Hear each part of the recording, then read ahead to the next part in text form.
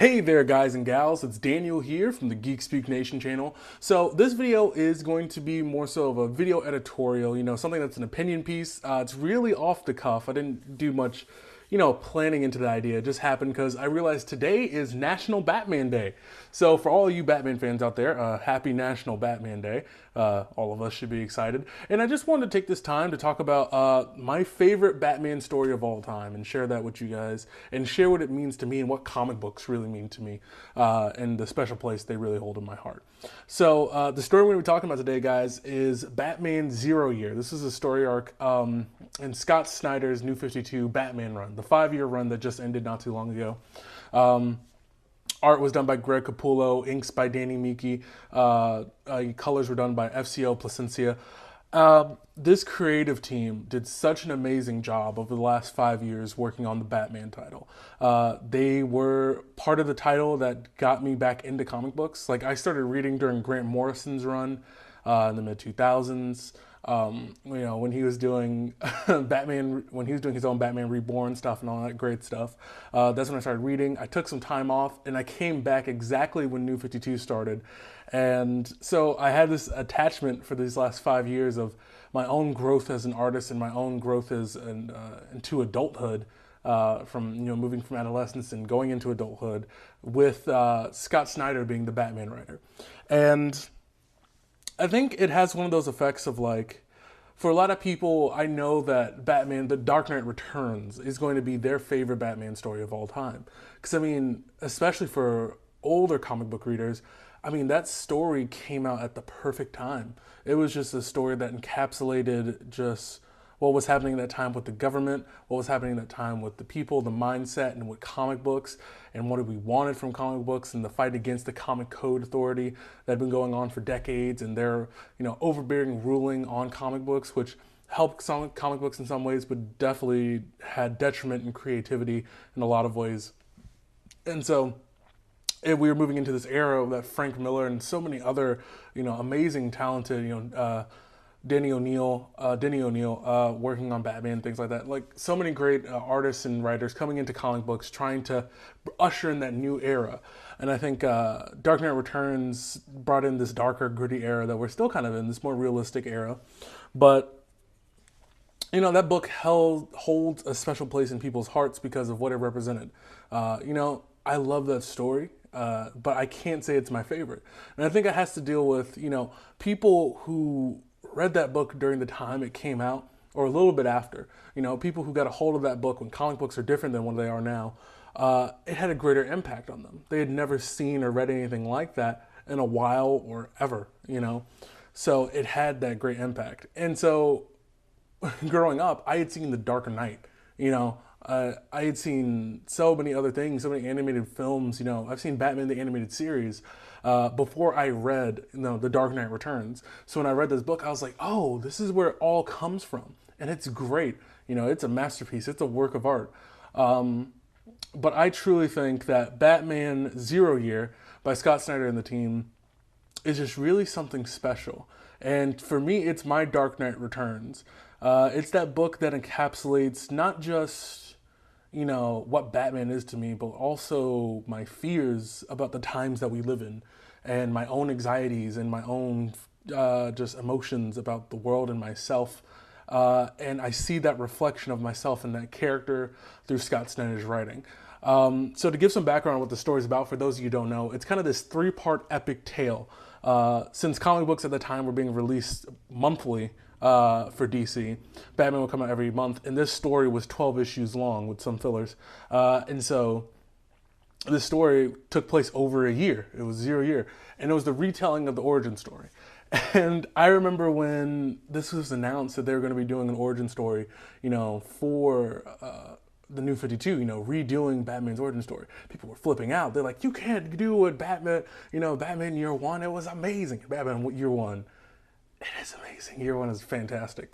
But Scott Snyder was like, I'm gonna tackle it. I'm gonna tackle a year-long story, which is bold in and of itself. Because if people hate it from the jump, you have a whole year dealing with the same story, But nevertheless, he took on that challenge, and it really paid off. And so the story is about the origin story of Batman, and it's different this time because initially he doesn't want to be Bruce Wayne. He just wants to stay under the radar, staying as a vigilante, not necessarily Batman, and he's fighting this crime syndicate called the Red Hood Gang. So in this interpretation, the Red Hood has its leader, who is the Joker, possibly. Uh, and you have the whole gang.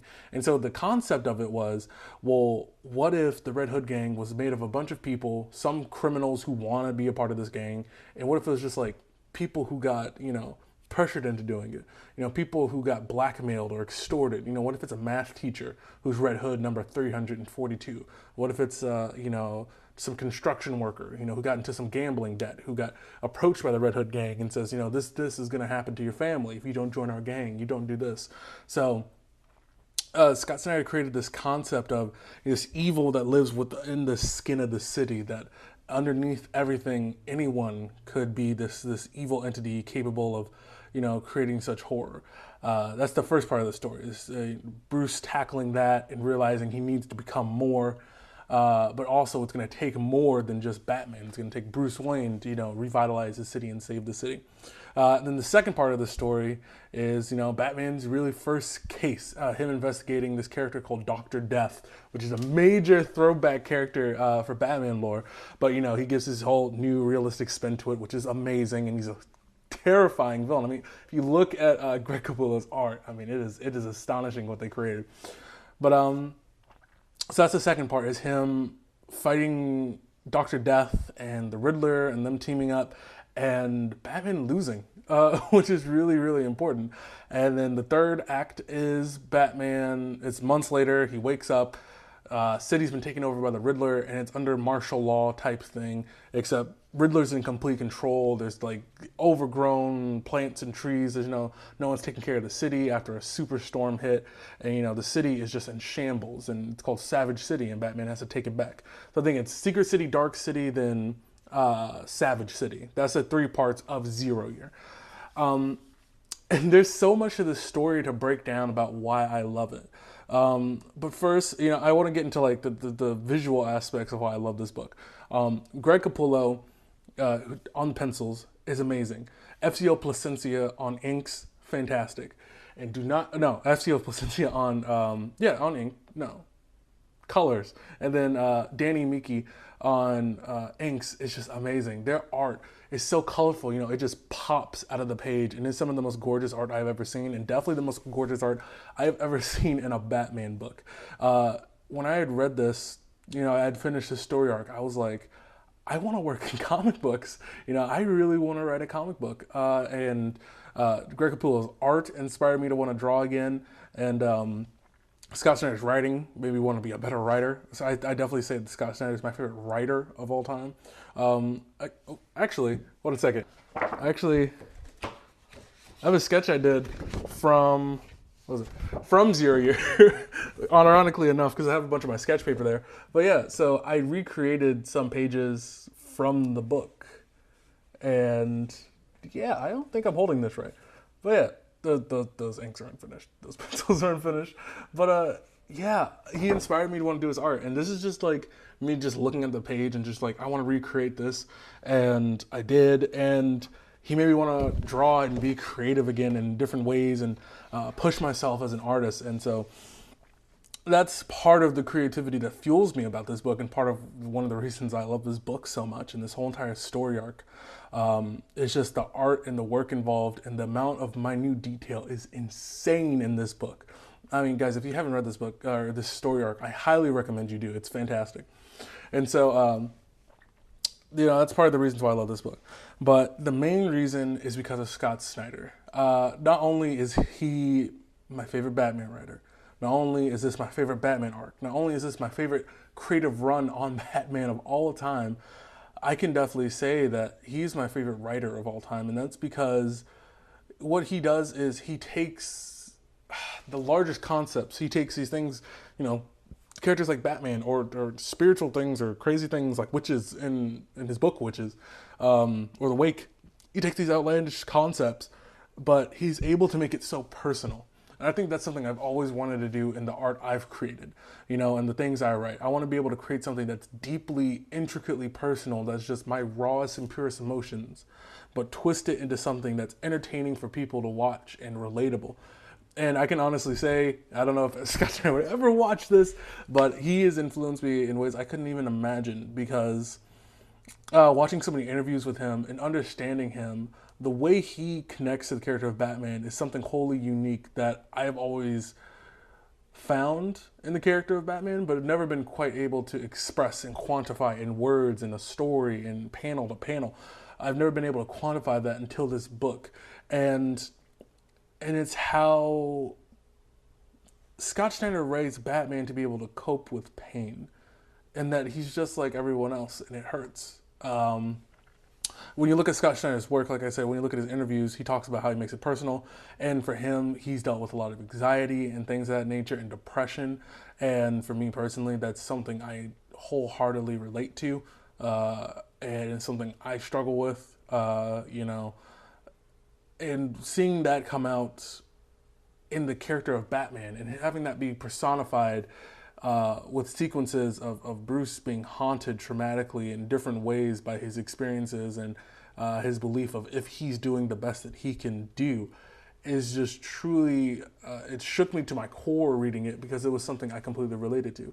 This idea of, fearing, anxiety taking over and trying to fight that to be the best that you can be, but worrying if the best that you are still isn't enough to do the things you want to accomplish before you die, is something I completely relate to, and I find gripping and kind of like what drives me the moment I wake up out of bed. And so having that personified through someone's writing and have someone able to quantify that feeling it was just truly astonishing. And he touches on so many other topics when he's doing this story. He touches on our fear of superstorms and cataclysmic nature. And it's such a fear of ours that I don't think it gets tapped into often. But he captures it perfectly in that fear that we have. And then he also taps into with the idea of the Red Hood gang. Like, what if there was this idea of like what we live in now, which is we live in an age of a lot of terrorism, a lot of terrible things, and we live in a world where you don't know who is a part of what. You don't know who to trust necessarily, and people are capable of terrible things. But despite all the horrors and atrocities and anxiety and fear that he is able to capture, and a lot of beliefs I'm able to relate to, Scott Snyder is able in this book to, write something that is still hopeful, something that still says, underneath all the terrible things that weigh us down on a day-to-day basis, in our core, we are still brave people, and we are still capable as a people to come together and overcome whatever obstacles are thrown away. And I think when you look at the Gotham City in Batman's run, Scott Snyder's run, it really is a character in and of itself. It's like Gotham City breeds these, these terrible creatures and terrible events to throw at you, but it's to make you stronger. It's to, Gotham is this dark mirror that puts your worst fears right in front of your face, and it's up to you whether you walk away or you just go right through it. You're able to face that darkness and continue on and to find hope through it. And I think that's the most important thing about Scott Snyder's run to me, is being able to find hope, being able to look through the darkness and being able to just find something to hold on to, and that unites all of us, whether it's love, hope, or things of that nature, and to become stronger and better people. Even though it may not be enough, that doesn't mean we don't try. And that's what I love about Batman Zero Year and the whole entire story in and of itself. It's about trying, even if we fail. One of the craziest things about this story is it feels like you don't know if Batman's going to win at the end of the day. Spoiler alert, he does, obviously, but that's not his mindset going into it. The way he writes Bruce is someone who's a beaten, broken, terrified, paranoid person trying to be the best that he can be, despite everything he's been through and despite everything he goes up against. And to me, that's the most important quality to the character, and why I love the character of Batman so much. And the character in and of itself motivates me to be the best that I can be. And that's, it's just really, really awesome to see that in comic books. And that's what comic books have really done for me, specifically this one. You know, being able to think about my worst fears or things I relate to, like everything I think about the world, life, death, you know, politics and things of that nature are encapsulated in this run that Scott Snyder did. And that's why it speaks to me so much, and that's why it will always be my favorite Batman run and my favorite Batman book of all time, because I think it perfectly encapsulates my generation, or just my personal experience more so, but definitely my generation's outlook on what the world is and what it could be, and what the character Batman means to us in the 21st century, and what he's capable of becoming as a symbol. So it's really, really is my favorite Batman run, guys. So yeah, that's my quick, no, it's not a quick video. It's like 15 minutes. That's been my thoughts on that storyline. So let me know what you guys think if you've read this storyline, and let me know what is your favorite Batman story of all time. If we're doing Batman issues, it'd be a little different, or graphic novels, maybe, probably not. But this is overall when it comes to stories, this is my favorite Batman story of all time. So yeah, guys, let me know what you think about it in the comment sections down below, and give me your recommendations. So guys, and also let me know what you think of this, you know, video editorial format. It's just laid back, me talking to you guys about something. I think I definitely do more higher production value, more planned, but you know, it's just, I woke up, I found out today was Batman Day, and I was like, you know what? I should do this video. So with that, ladies and gentlemen, thank you so much for watching. I really do appreciate all your support. And soon I will be releasing the video about what our next plans are for the channel and what all we can do. And so thank you guys so much for all the support. Over 1,000 subscribers. That is amazing. That really is amazing, guys. Thank you so much for all your feedback and all your support. And also, thank you guys for goodness, all the help you guys have been giving for the segments that we've been putting up for the Weekly Geekly podcast, and all your feedback on that as well. So thank you guys so much. I really do appreciate it. I love doing this so much, and I'm trying to make sure I have the time to, you know, get back to getting a schedule out there. So with that, ladies and gentlemen, I've been Daniel, and don't forget to get geeky.